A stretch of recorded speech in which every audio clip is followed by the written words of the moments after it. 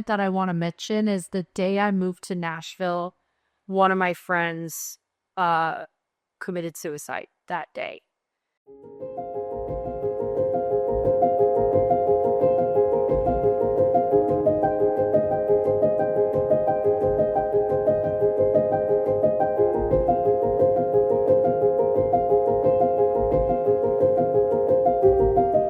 Like, I moved to Nashville overnight. I decided I was going to move to Nashville, and then I moved there. I packed up my car and left like 3 days later.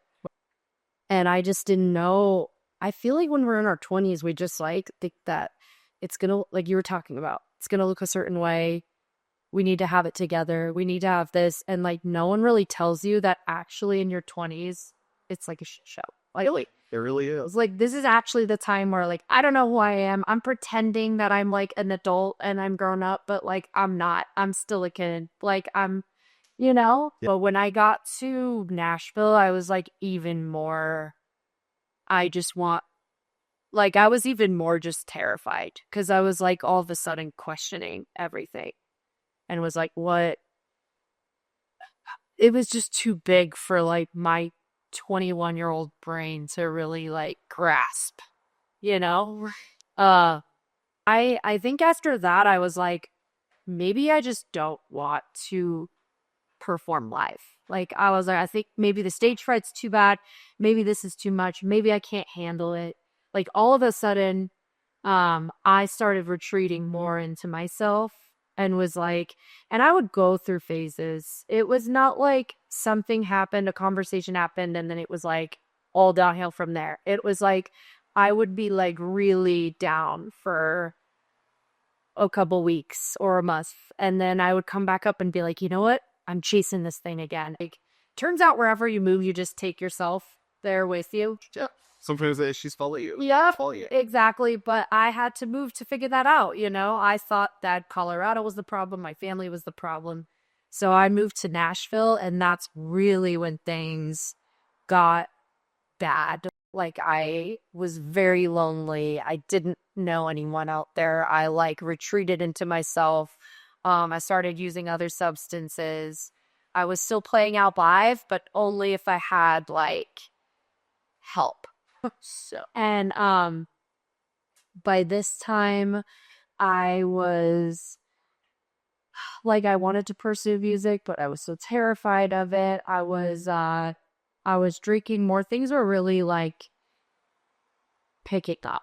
I don't know. And I was far away from my family, so I could like hide it too. Even with everything that you're dealing with, that a lot of your fans didn't see, you were getting 1 million views on YouTube.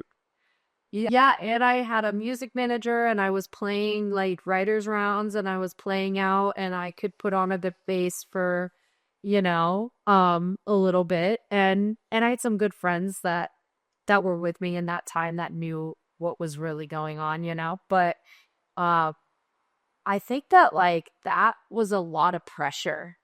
Like, the seeing how well things were doing to me meant like, now I'm gonna have to do something.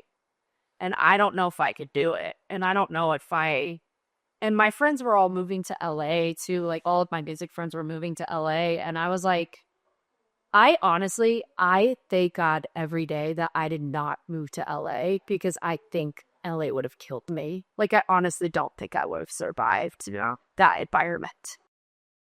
I think about at the time, even like you said, at 21, I'm still at that point was calling my mom for advice on cleaning or cooking or all these different things. And like I said, we're still kind of kid that's still trying to figure it out.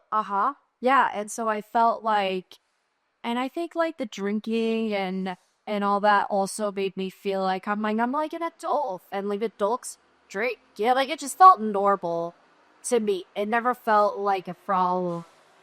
And so much later, and I guess like that's when people started saying things to me. Like, people started noticing when we were having some drinks, like, they're like, you respond differently. You know what I mean? They're like, you'll be all fine and fun, and then it's like, the light goes out. Like, it's like Katy leaves the building, and then it's like, we don't know. It's like a wild card, you know, we don't know what's gonna happen. Uh, and that's kind of when people started saying, like, you know, you are flaky, you're unreliable, we can't trust you. You say you're gonna do something and then you don't do it. I bailed on a flight to a big musical commitment. Like, I was going to play a showcase that was going to be a year of uh paid gigs with my music partner at the time, and I just straight up missed the flight. Like, I just did not go. Wow, those are some pretty big things that kind of just happened at that point in time for you. Yeah, this was all in a year. Yeah.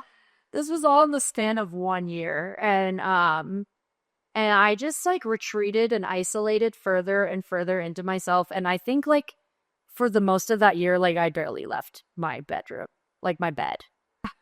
I was just in that. Hi guys, if you enjoyed this content and you yourself are struggling with any sort of mental health or any sort of substance use addiction, feel free to reach out to Access Integrated Mental Health or at accessmh.com.